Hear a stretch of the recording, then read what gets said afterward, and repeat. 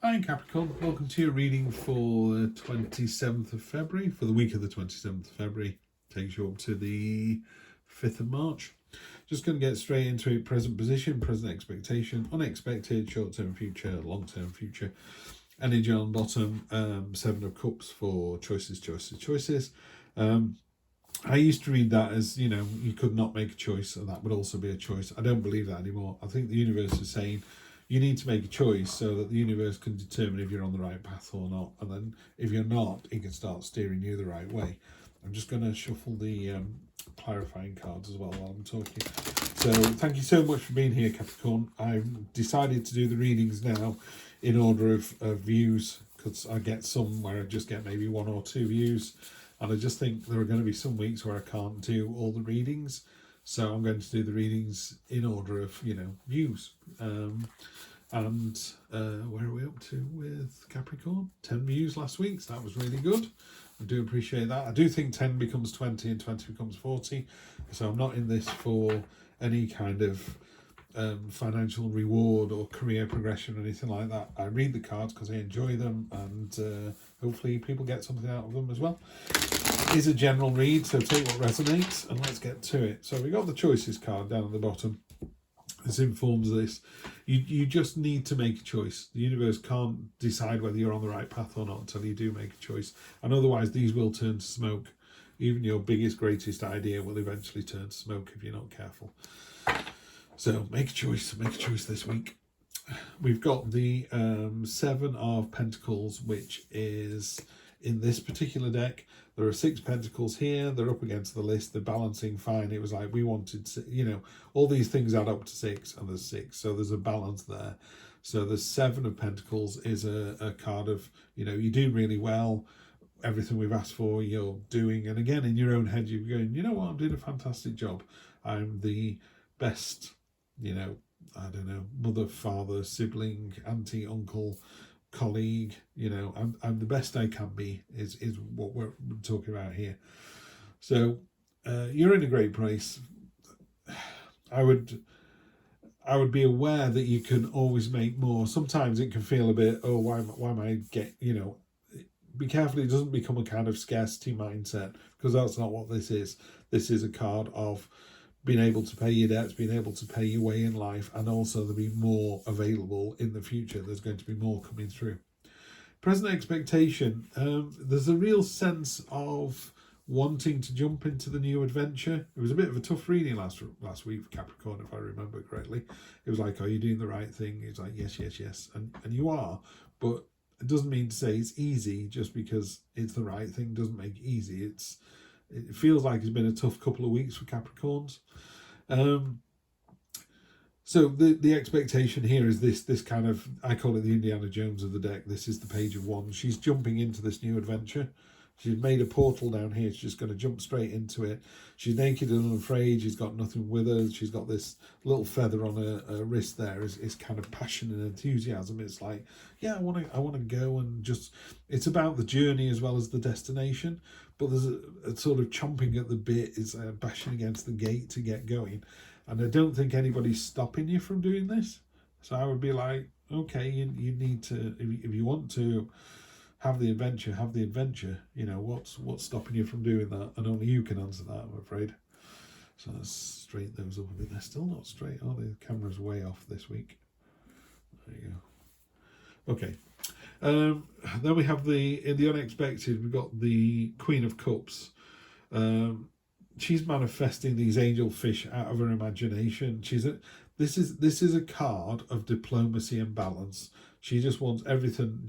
It's a bit sort of, I just wish everything was okay. It feels like a battle all the time, and that's not what she wants. She just wants a quiet life. Yeah, the resolution is, I think because it's in the unexpected position, it is a card of, you don't realise how much of a quiet life you want or how good a quiet life actually is.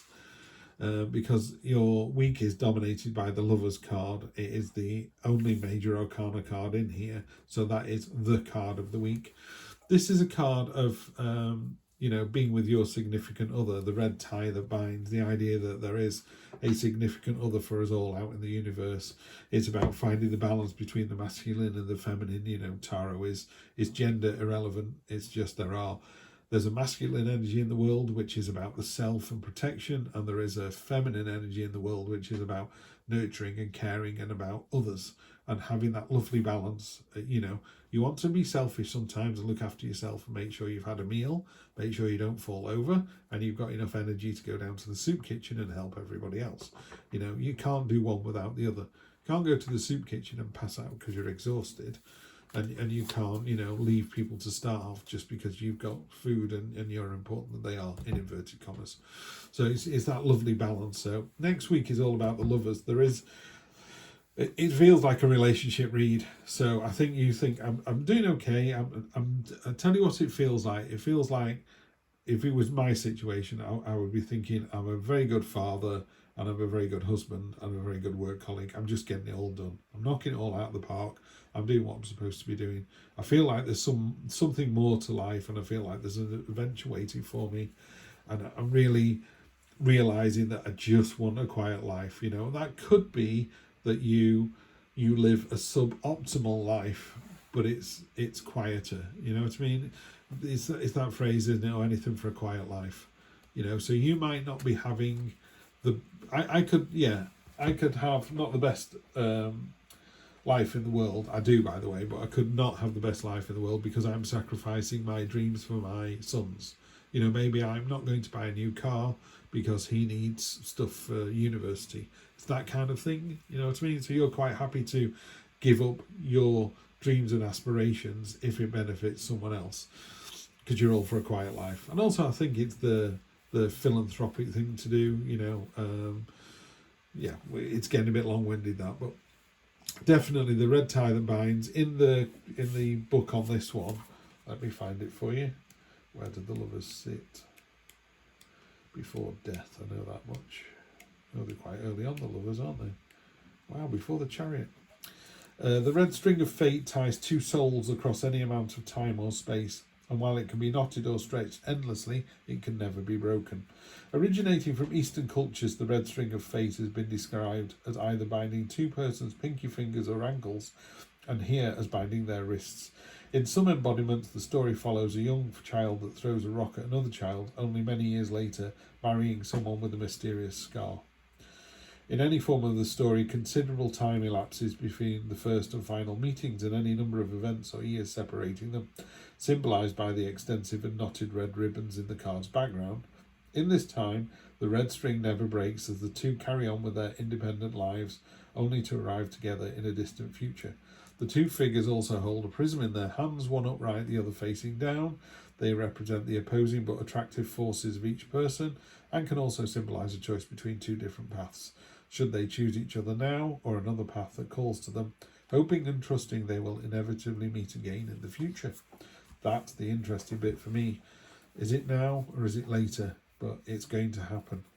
And then what I really love, I often say to people, if there's a card in this position that really sings or really speaks to you, take that energy, take what that card means to you, and try and carry that and try and push that out to the rest of the universe. This is a really nice card, the Page of Swords. This is for the next 1, 2, 3 weeks. But the Page of Swords has just gone, oh, bollocks to this. I've been waiting long enough. And the brambles were trying to hold him back. So he's just cut through them. But when he's cut through them, he's released the kind of berries of success, if you like. He's released all the goodwill and all that. Everyone's kind of gone, oh, at last. So not only has he done something that benefits him, it benefits others. Because let's be honest, if you're in a really shitty relationship and you cut the bind, you cut that and move on, then you end up in a really positive mind frame, and that only helps everybody else. Yes, there's going to be heartbreak. Yes, there's going to be days and then tough days and tears and all the rest of it. But having been through it myself a couple of times, it just makes sense. It's a bit like back pain. When it goes away, when you go to a chiropractor and there's a crack and they fix it, you go, wow, I didn't realise how much pain I was in until I wasn't in that pain anymore. So that's what this card does. It just cuts through all the nonsense and just goes, enough. I've had enough. This is what I'm going to do now. So let's clarify on top of here. Yeah, that's always the way. Yeah. Okay, right. Really, if this is a relationship, given that the Lovers is the only one, I would say this is a relationship read. You're doing an okay job. There's nothing wrong with this card here. It's absolutely fine. Any time you get that card, happy days. It's a nice middle of the road, happy-ish card. No problem at all. And then on top of that, we've got the Four of Pentacles. And I like to kind of put this here. So if I turn that into a little image for you, you can see that this person is down in a hole. So while these people actually, this is talking about, hang on, that's talking about the past. So there's the past, and you know, these kids are happy playing about that, and you're going, no, I remember when I was kids, I remember, wasn't it fun? You're sat down here. There's nothing wrong with being down there. You know, it's quite safe. It's quite, yeah, it's safe. It's all right. You're not missing out on anything, but you kind of are.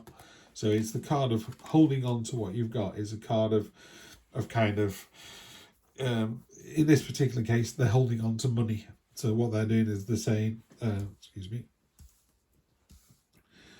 So they're holding on to the what they've got. They're holding on to the status quo. I'd rather carry on living this okay life because at least I'm used to this okay life. And then that's compounded with the expectation. So you got this lovely Indiana Jones jump into the unknown. It's just as much about the journey as the destination. Oh, hang on, let's remember what it used to be like. So this is the nostalgia card. This is the card of looking back and wasn't it great way back when, you know. It was, and this is beautiful. You know, one child is giving flowers to another child, but they're in bowls, they're in cups, sorry, and they won't last. It's an impermanent.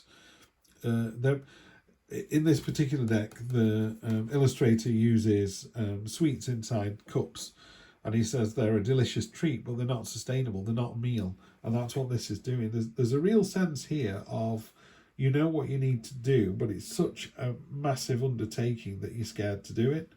So there's those days where you go, do you know what? I'm in a relationship, but it wasn't a bad day today. And then, of course, 2 days later, you have a horrendous day and you go, I really need to get out from here. And then you go back to having an okay day and an okay day. And that's driven by this and this.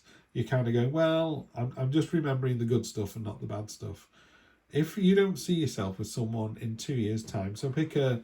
You know, my son's going to graduate. He's 16 this year, so he'll graduate in 3 years' time. I don't know what university he's going to. I don't know if he's going to university, but if he did graduate from university, I know I'd be stood next to my wife when he did it, and we'd be together, not we were turning up with our other halves. So I just don't see a future without my wife, you know. Whereas my first wife, I never saw a future with her. So I realise now that I shouldn't have been in that situation. And it was like back pain. When it went away, it was great. So what I'm saying to you here, Capricorn, is maybe, you know, these cards are talking to you about, yeah, it's okay, but maybe you should go off on this new adventure. And there's nothing to say that that new adventure wouldn't clarify your mind and go, do you know what? I can't believe I put my foot outside the door. It's horrendous out there. I now truly... I'm not suggesting that you go off and have an affair and go, I've changed my mind, because the other person might go, but you've had an affair, it's over. But, you know, just go out one night with your mates and just go, oh my God, I can't believe this cattle market. Or you go out there and go, oh my God, I can't believe what I'm missing. And in the unexpected, like I say, we've got the diplomatic card, the card of gentleness and sort of bringing everybody together and making sure everybody's okay. But it's not really a card of self, this is a selfless card. And the universe is kind of going, you know, make a choice. You've got these three things down here that don't seem to interest you. The universe is giving you something completely unexpected, and you're oblivious to all of it. You're like, yeah, whatever. So just be aware that there are signs and portents out there going, maybe you should be doing this. There's a real sense here of stagnation. I feel like you're not moving on this week. You're determined to kind of batten down the hatches and just manage to get through the week. So you got the two here, the Two of Swords. She's blindfolded. These are her emotions behind her. It's all very turbulent. She's got two swords, and it's a kind of card of stay away from me, otherwise I'll chop your head off. So you're asking people to keep the distance while you think about it, but you're not really thinking about it because you're not seeing the bigger picture. So you kind of, what's the word? You're retreating into yourself. and asking people to stay away. So you're not resolving the situation. So it feels very stagnant. It's a frustrating card, this one. You know, I would say to people, take the blindfold off, put the swords down, turn around and face the waters, face the ocean, face the emotions. How do you feel? And just plan out a couple of scenarios in your head. How does it look in 2 years' time if I'm doing this instead of this? Do I go to another city? Do I go to another country? Am I in the same job? What is it I'm doing? Are the children involved? What's the money situation? And sometimes people go, you know, I don't want to be with this person anymore, but I can't afford to leave them. Then you just go, well, that's it. There's your answer. You just need to learn how to live together civilly, you know, with the other person. We've cut through the red tape, haven't we, in the next 1, 2, 3 weeks. I do think you reach a breaking point really quickly. This is a card of, the Nine of Cups is a lovely card of abundance and satisfaction. It's called the Feast card in the Rider-Waite Smith deck. And it's a card of abundance and happiness and being really content with what you've got. And what I think Heidi has done beautifully on this is she talks about all of that, because this is one of those cards that doesn't really change from deck to deck, but she's done a really nice addition to it. She says, while the woman is here and happy and content with everything she's got, she's on a cold stone wall, and eventually that will become uncomfortable. So while the situation at the moment is great, it's not going to last. Yeah, so these kind of cards here, all these cards feel to me like the situation as it is, and all this is like you're holding back. If you hold back with these four, you still end up with this cold hard seat that you're on that's not going to give you the comfort that you're after. Yeah, so I know that wasn't the happiest reading I've ever done, but it does feel to me that this is because in the next 1, 2, 3 weeks, so if you think about this is what's happening next week, you want to go off on the adventure, you're all for a quiet life. It's obviously about a relationship. It could be a work related relationship, by the way. It doesn't have to be personal, but you're kind of looking into the past. You know, there's nothing over a 4 down here, and then all of a sudden these two cards here are the elastic snaps. Maybe there's a blazing round, you go, I've had enough. You know, while it's great, you know, we live in a lovely house, we've got lovely children, the money's okay, blah, blah, blah. I'm just not happy. I don't see myself being happy in the future. Because that's what everyone deserves, you know. Everybody deserves happiness at some point. So I would ask you this. Do you deserve happiness? And if you're not happy, how are you going to make yourself happy? Okay, see you next week for more of the same, and we'll see if we can get to the bottom of this. Take care.